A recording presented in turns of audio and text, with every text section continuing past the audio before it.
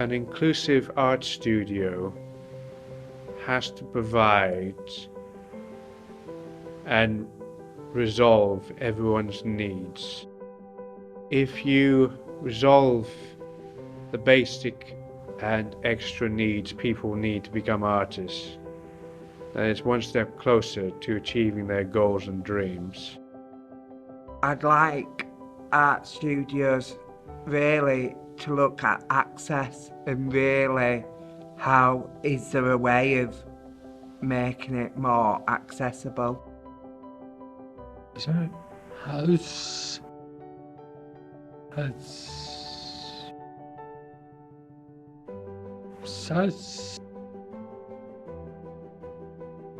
there's no lift. No, that's People should be open to access for disabled artists. When people from outside of Pyramid have come into the studio, our artists are kind of really making them feel welcome and included, and I think that's happened quite organically. I believe that being inclusive improves everyone's well-being. You don't achieve an accessible space just by having a list of things like a ramp and an accessible toilet and X, Y, and Z, and then you tick all those off and then you've done it and you are accessible.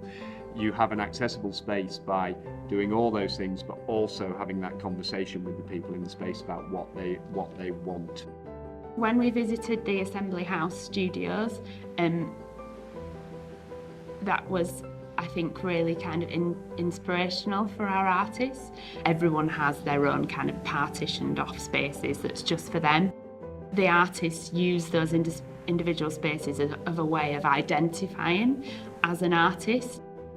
If people are coming together in a space where they can share ideas and they can talk to each other, that's a massive part of the development of an artist and the development of better projects and the development of the artist's sense of identity of themselves as artists or the type of artist that they are.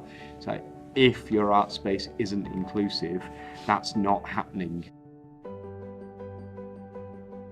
I think for universities to be maybe more inclusive of learning disabled people, I think we've got to be quite bold and brave in thinking about how we perhaps have to rethink and reimagine the very structures themselves to make that possible.